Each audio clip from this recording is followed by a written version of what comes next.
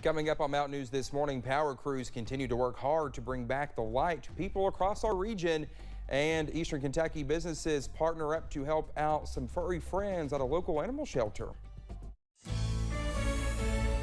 Dedicated to Eastern and Southern Kentucky, this is WYMT Mountain News this morning. Good morning to you. It's 6:32 on this Wednesday morning. I'm Dakota Makris, and I'm needing some much-needed caffeine, but I've yet to get that. Let's take it over to Brandon this morning. Brandon, I hope the weather team is caffeinated for what is to come, but right now, it's calm, so that's a good thing. Right now, yeah, we're in okay shape for right now. And temperatures, in contrast to where they usually go this time of the year, they're actually on their way up for most locations this morning. So it's a nice day to start the day off on this Wednesday. Let's take a look. See what's going on over in Southwest Virginia. Our Norton camera along US 23. It's a live camera there. And you can see traffic moving along pretty well. Still some snow on the sides of the roads over that way this morning, but the main roads in pretty good shape. Temperatures, as we said, going up. 36 Wise, 38 Jackson, 39 Williamsburg. Those 30s are actually becoming more of a thing of the past there. Prestonsburg closing in on 40. Pikeville, Hazard, Somerset, Monticello, Irvin, Moorhead, and Middlesboro all in the 40s this morning. That's typically our daytime high, so we should see about 44 as an average high. 45 is our forecast high. Rain should keep us just a touch cooler once it moves in. May get a little bit above that in some locations. And tonight, that transitions over to snow, and that's going to leave some accumulations and cause some problems for your Thursday morning drive. We'll talk more about that coming up in a little bit. Dakota? All right, Brendan, thank you. Well, a man pardoned by former Governor Matt Bevin back in 2019 has now been sentenced on a federal murder charge. Patrick Baker was sentenced to 42 years, but will serve 39.5 because of time served. A jury convicted Patrick Baker back in August in the 2014 shooting death of Donald Mills. In 2017, Baker was convicted on a state charge of reckless homicide in Mills's death. He served 2 years before being pardoned by Governor Bevin during his final days in office. He faced up to life in prison for the federal murder conviction. A judge denied a motion by his attorney asking to limit the sentence to 19 years or less, which is what Baker would have served on his state charge. Well, a Middlesboro man was arrested on a number of charges Monday, including attempted murder. Middlesboro police said they arrested Tommy Trey Ellison. They say he was involved in a shooting at Rendell Homes in 2020. We're told one person was shot in the leg during the incident. Ellison was spotted leaving in a parked car parked in front of a home. Officers set up a perimeter around the area to stop the car from getting away and pulled him over on Winchester Avenue, where he was arrested. 2 people are dead after a fire over in Rowland County. It happened a little after 7:30 Tuesday morning on Pretty Ridge Road. When firefighters got to the scene, they started knocking down the fire, but the house was heavily damaged.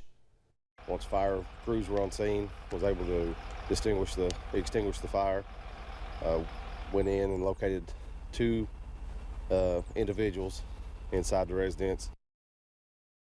State police say no other homes in the area were damaged by the fire, but a couple of cars were damaged by the heat. It's not known what started the fire. We do not know the names of the people who died. The African American Museum in Bowling Green is in the process of rebuilding after suffering damage from the December tornadoes and electrical fire. Firefighters responded by bringing remaining items to the Service and Supply building on Western Kentucky University's campus, and a recovery team acquired the items to take to a lab at the Kentucky Museum, where they are now being housed. The museum does not know when they will reopen, but officials say they have applied to FEMA and the Foundation for Advancement and Conservation for funding. The museum also has a GoFundMe to help offset the cost from the recovery effort. Well, thousands of people are still without power this morning. Most of the outages are in southern Kentucky. Whitley County has the most households in the dark right now at around 1.3 thousand. Crews with Cumberland Valley Electric are working to restore power throughout the region, but they say they are facing many challenges as they work. You try to stay as safe as you can and watch for other people coming towards you and you going towards them, and try to stay on the road and just try to get everything done quick as you can, as safely as you can. Cumberland Valley Electric leaders say their crews are working hard to restore power. Well, it is nearing 1 year since historic flooding hit parts of eastern Kentucky. Floodwaters even threatened a dam's strength in Breathitt County, but now state crews are hoping to make major improvements. What happened here today is a slide created a leak. And that leak caused mandatory evacuations in the Amble Lake Dam area of Jackson. Highway 15 runs over the dam.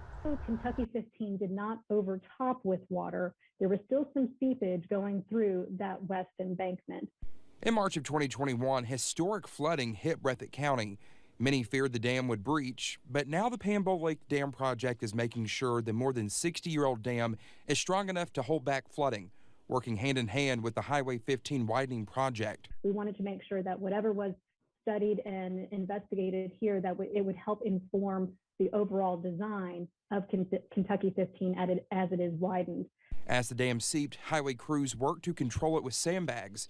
Nearly 1 year later, crews made repairs to a riser standpipe near the east embankment, even replacing a gate to stop large debris from entering a culvert. Repairs going forward will likely include a sheet pile wall in the embankment, so something that is a little more impervious to not allow any water from the river to seep through the embankment and go over to the lakeside.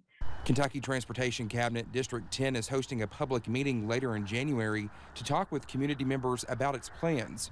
There are plans in place, certainly for short-term repairs this summer, and then the Kentucky 15 widening project will take a few years. Saying all this depends on funding from the state. In Breathitt County, Dakota Makris, WYMT Mountain News. Well, the public meeting is scheduled for January 27th at 6 p.m. You are asked to pre-register for the virtual Zoom meeting. 3 businesses in Floyd County are partnering to protect the paws. Pop Chevrolet and Copperhead Guns paid the adoption fees for all animals at the Floyd County Animal Shelter after the shelter posted a call to action warning that space was overcrowded. The pay-it-forward idea was met by Westar Lubricants owner Josh Thornsberry, who is donating a bag of dog food for every dog adopted. Because everybody has fur babies. You know, I got my fur baby right here, and they're just like having family. So that's the last thing that we want to see is a puppy or a cat or any kind of animal get euthanized simply because it can't find a home. Officials say the community response has been positive and nearly 20 animals have already found their forever home. Since last week, those fees are covered through February. Several local businesses will be showcasing their products in the annual Invest 606 Demo Day this Saturday. Those involved are finalists in the Accelerator Pitch Contest. This weekend, businesses will meet with the public and give a short speech about why their company deserves to win the contest. Winners will be chosen in April with $30,000 in cash available to top 3 finishers, $15,000 going to first place. Mandy Scheffel is the owner of Red Spotted Newt in Hazard, and she sees the competition as a chance to grow her business. This business is to the point where expansion is a possibility. I really love this building and this location, and it's a favorite spot of people in this area, so I hate to leave this building. So I'm hoping to look at ways to expand here. The demo event is this Saturday from 1 to 3 p.m. at the Overlook Events Center in Pikeville.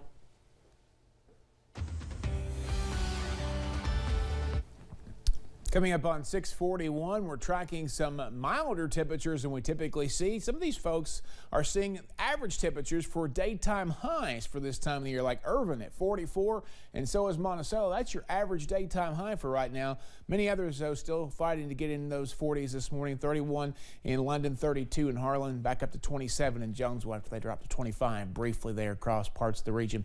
Your out-the-door forecast, still some snow out there this morning, but the rain will take care of that, making it a slushy and muddy mess before the snow chances come back over and take it over again as we head into the nighttime hours, which could cause some problems for your Thursday morning drive. Dakota? All right, Brandon, thank you so much. The time is 6:41. Still to come here on Mountain News this morning. The committee looking into the attack at the Capitol last year orders even more people to give their testimony. That's next.